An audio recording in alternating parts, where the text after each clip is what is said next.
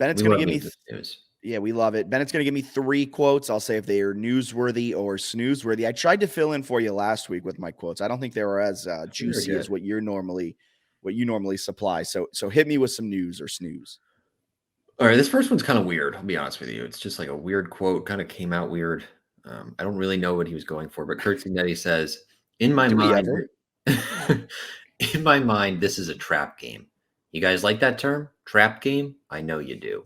That part was really confusing to me. I was like, "All right, oh my gosh, you just started the press conference. Calm down." But I guess my question is, do you think it's a trap game, or what's your reaction to him calling it a trap game? Snoozeworthy. I don't think this is a trap game. What Like does he this, think a trap game is? I don't know because this isn't it. Like last year's Georgia Southern game, I think was a trap game Yes. where it's you get ranked, you're coming off of 5, like you start your FBS time with 5 wins, and then you're going up against Georgia Southern out of the like that was a trap game.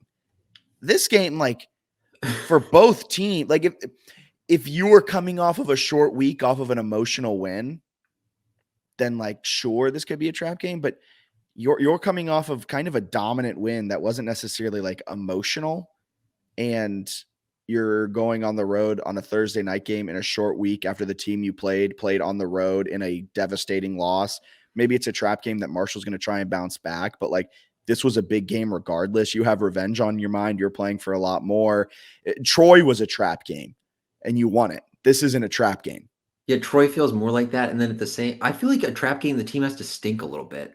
Like Troy is almost like not a trap game because they're so Yes. good. And But it's like, Marshall's like a contender in the East. If this was like yeah, Arkansas State, then it's like, okay, it's a trap game. wouldn't ODU be the trap game? Yes. Where like they kind of suck and you're feeling all high and mighty, maybe after a Marshall win and you're like in the top 25. That would be the trap game. I don't know. Yeah. I was fascinated when he said that because that makes me But think that, it's yeah, probably not a trap game against ODU because you're coming off the mini bye. that's that's true. See, that's the mini bye sort of cancels that out. And ODU just sucks and it's at home and like homecoming. So they're in a little rivalry. So it's not really a true trap game, but it's closer. But it's also like I think JMU's a 3.5-point favorite against Marshall. That cracked me up. Where it's like, no, this is just like they're playing a good team. Yeah. This is a trap game for our It's like, how bad do you think you should beat them?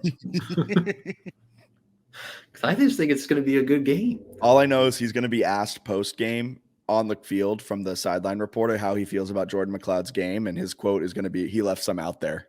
I love all the quotes. It's like, how do you feel about your? I also love how he's way different on TV than like a post game presser. If you ask him in like a post game and you're like, do you think you should be ranked? He's like, yeah, I'm not worried about that. You ask him like on the field, he's like, should we be ranked? We should be a top 5 team based on how we've played. I don't care about rankings, but just based on what I've seen, like he wants everybody to get that national message. That's for sure. All right, hit me with the second one. All right, this is Charles Huff, Marshall head coach, talking Rat about poison. Talking about Kurt Signetti. If I were him, I'd probably not practice today. They'd probably be okay. Take his guys to the movies, let him watch Barbie or one of these other new movies that are out, get him ice cream after practice.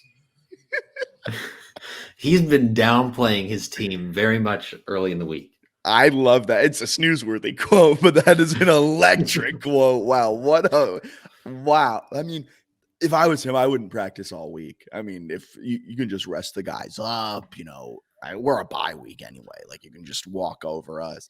That's an amazing quote. I thought that was a pretty fun one too. Yeah. All right. Another one from Huff.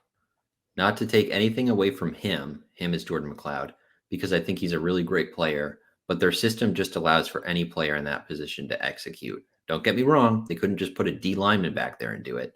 He's doing a really good job for just letting the system create execution and opportunities for him. What's up with everyone hating on Jordan McLeod? Is this like the new thing? Like Signetti does it. Charles Huff's doing it now. There's a contingent of JMU fans that don't like McLeod.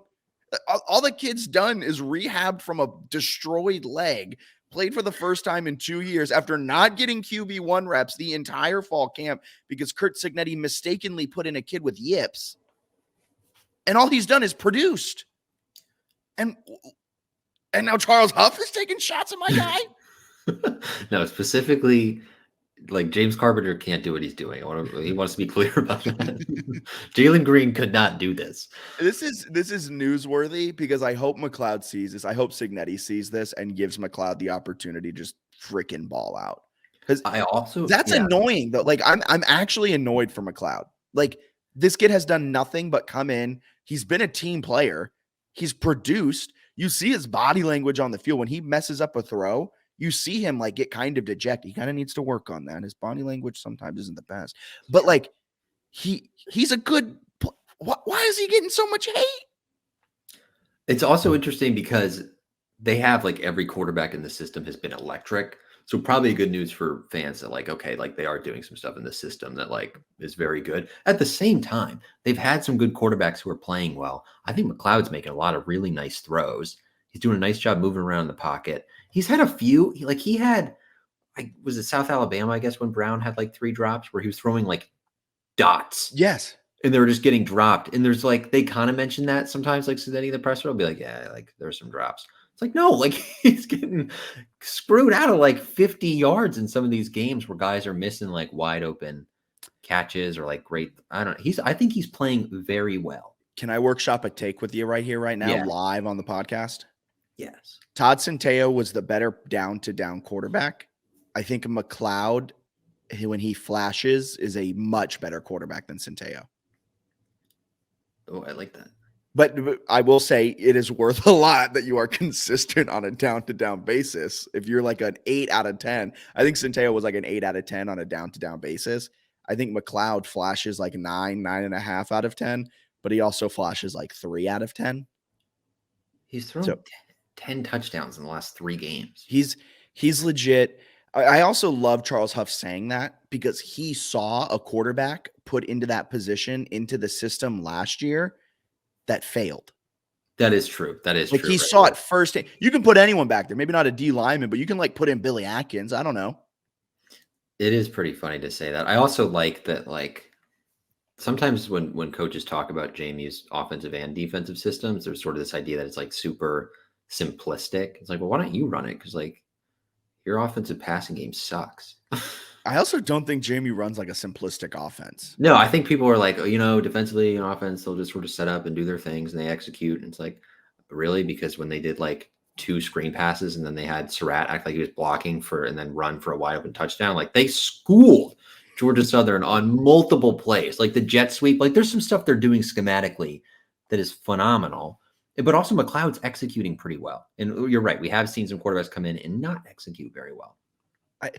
JMU does a masterful job, whether it's Shanahan or whoever's. I think Shanahan's the play caller, right? It's not so. Sinceri. Yeah. Sinceri's just on the sideline, and I think Shanahan's in the booth. But whoever's calling the plays does a masterful job of sequencing. Mm-hmm. Like a masterful job of sequencing plays. It was incredible on Saturday. It was great. Yeah. Well, I got one bonus quote for you. Oh, shoot. A bonus quote. Yeah. While we're on the topic, this is Kurt Signetti. Last year, they beat our quarterback up, beat him to a pulp, and they've got basically the same guys up front. I just thought it was like a sort of a fun, like random Billy Atkins drive-by. It's like, we don't have to rehash that, Kurt. It's also Snooze. Like he was beat up, but like he also missed a lot of throws. He just says so many things in the media now on game weeks to like try to get his guys focused, where it's like same guys up front. It's like, didn't ODU like run for 330 yards against them? Like I don't know if I'm not scared of the defensive line. Did you see the former Marshall defensive coordinator, who's now the coordinator at Miami, get a 15-yard unsportsmanlike conduct penalty for running out onto the field? No, that's hilarious. He was trying to call timeout and get the referee's attention, and like came all the way out to the hash marks as the play was about to happen. He got his timeout, but because he came so far onto the field, he got a flag. And Cristobal's like face is just like, what are we doing? Other impressive thing with JMU, you look at Marshall losing the D coordinator. They're taking a huge step back defensively, even though they returned some key pieces. JMU's able to sort of like rotate coaches. They haven't done it a ton, but they have had some change, right? Brian Haynes stepping up as D coordinator.